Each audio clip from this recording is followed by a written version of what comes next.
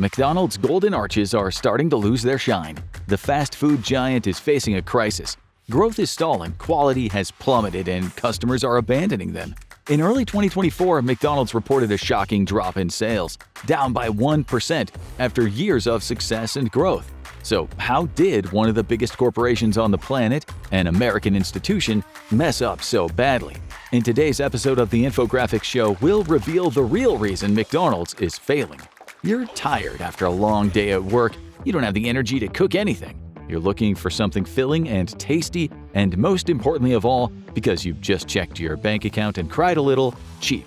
So you drive to your nearest McDonald's. Solution found. You haven't been there for a few years, but you know this is where you can always get a cheap, tasty meal. You're in the drive-thru line ready to order your classic combo of a Big Mac, fries, and a soda. You glance up at the menu and your jaw drops. $5.99 for a Big Mac alone? And that's assuming you're not in one of those more expensive states. Looking at you, Hawaii, with your $7.39 Big Mac. We assume the increased price includes a tropical view. But you also want fries, $1.89 on average, and a Coke, $2.59.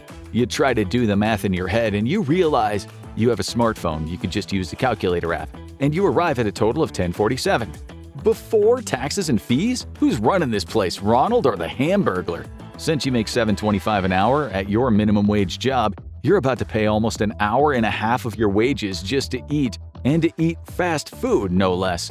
On top of rent and bills and insurance, that's a lot of money. You might as well have gone to a casual sit-down restaurant and at least enjoyed better food. You remember when Big Macs used to famously cost 99 cents. How is it that you could easily grab a burger with your allowance when you were just a kid, and now you can barely afford it with your adult job? You can't have messed up your life that badly, right?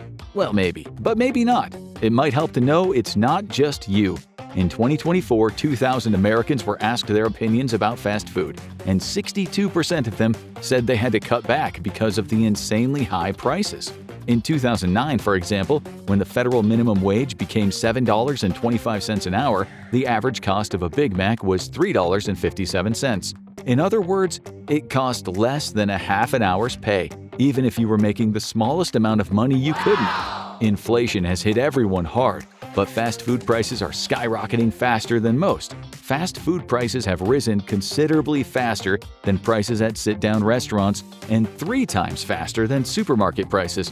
A shocking realization for anyone who has come back from their local Costco with empty pockets, or from their local Whole Foods bankrupt.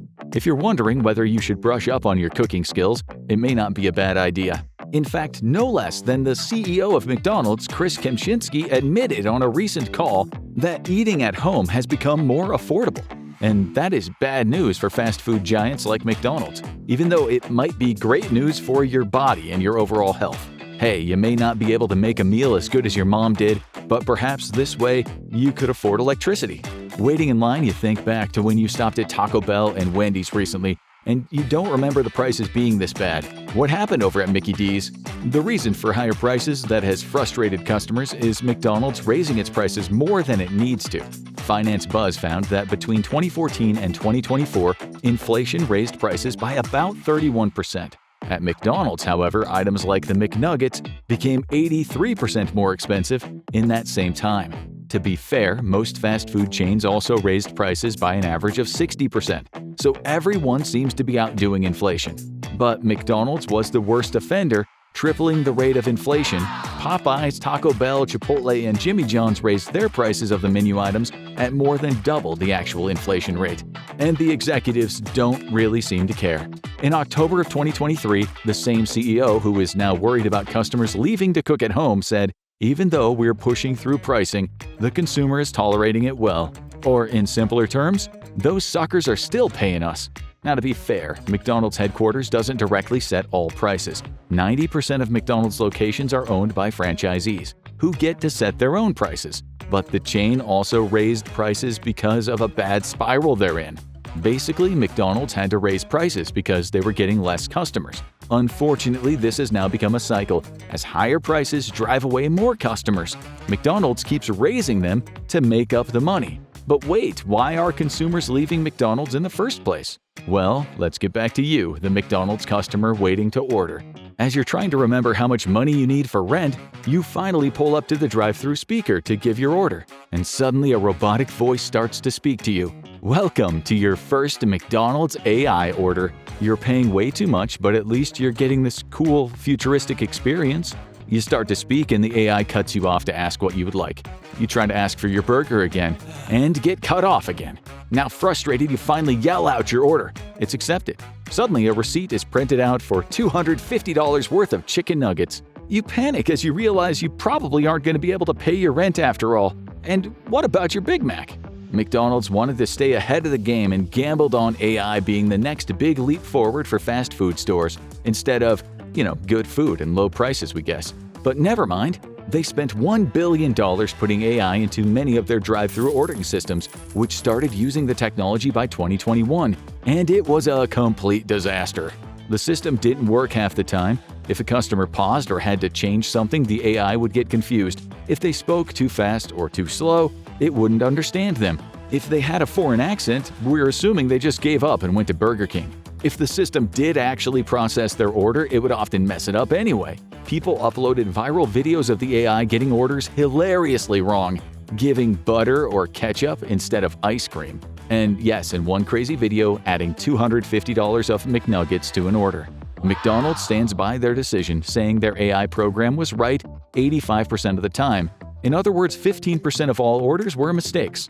Actions speak louder than words, and by July 2024, McDonald's had pulled all of its AI tech systems out of its stores. This tech disaster sent some customers away, but the quality of food at McDonald's has been turning people away for a while now. McDonald's was never known for its amazing cuisine, but it was reliably good for fast food. And most importantly, fast. That doesn't seem to be the case anymore.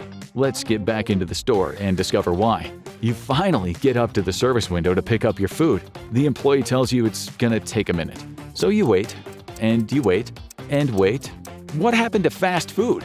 It's right there in the name. Finally, you give up and go park your car, telling the employees you'll pick up the food inside and not hold up the line. Customers have been complaining about longer wait times at McDonald's for over a decade now. One reason for longer waits is McDonald's trying to fix the horrible frozen food it serves. When new fast casual restaurants, the word for restaurants that serve food relatively fast but usually have fresher options, popped up, and they used fresh meat for their food, customers turned their backs on McDonald's. Young customers were especially done with the Golden Arches, to the tune of 500 million visits lost in McDonald's since 2012. So McDonald's decided to offer healthier options to get some younger people back into their stores. They switched from frozen patties shipped from whole states away to fresh patties for their burgers. Well, at least for the Quarter Pounders. But this threw a wrench into the whole McDonald's food-making system. It took longer to make fresh patties, and workers who had never done it before needed time to get it right. This led to 10, 15, and 20-minute waits in a place where people expected to wait no more than 3 to 4 minutes for their food. The flood of people leaving McDonald's for places like Shake Shack and Chipotle continued to swell. Back to the endless wait. You finally hear your name called at the counter. You go, you pick up your food, and sit down to eat. Might as well since you're already in the store. You open your mouth to take a massive bite of your juicy, delicious burger, and a wave of disappointment washes over you. This is what you paid all that money for? The fries are still delicious though because it's the one thing McDonald's does right. And we do mean the one thing. Getting past the meh taste of the burger, you finish it since you're hungry anyway, and as you swallow your last bite, your eyes fall on the menu above the service counter. The calories of each option are listed right next to the food. You don't remember McDonald's doing that, and most importantly, you can't believe how many calories you just ate. In September 2012, McDonald's realized its customers were getting smarter about food and paying more attention to what they were eating. So it decided to start posting the calorie count of their menu choices, and that turned out to be a big mistake. All it did was remind increasingly health-minded people about how many calories they were eating with each McDonald's meal. The Big Mac, fries, and Coke you got added up to 970 calories, with a couple of ketchup packets because no one eats fries plain, right? Rounded up to 1,000. That's half of your suggested daily calories, maybe more than half if you're tinier than most. Just one, not that filling and not that great of a burger, running 1,000 calories is a lot, especially with bad service. And many Americans now agree. The American Customer Satisfaction Index organization, also known as ACSI, did a survey of 15,000 customers in 2023 and 2024. They asked them about restaurants and fast food chains in the US, and of all fast food companies, McDonald's came in dead last. People were unhappy with wait times, incorrect orders, and even more importantly, the food itself.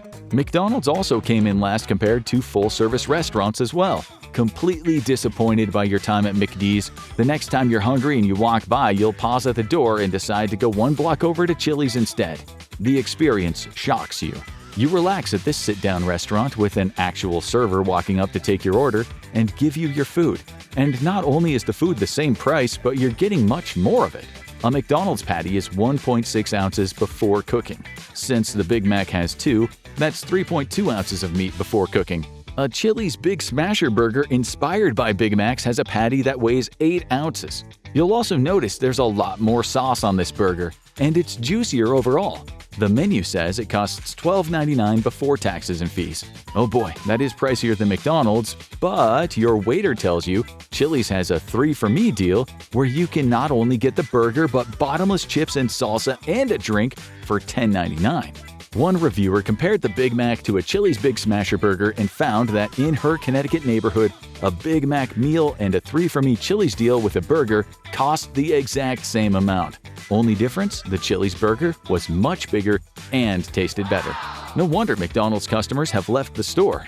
Before you grab a burger with all this fast food talk, check out McDonald's versus Burger King. What's the difference? Or watch this video right here.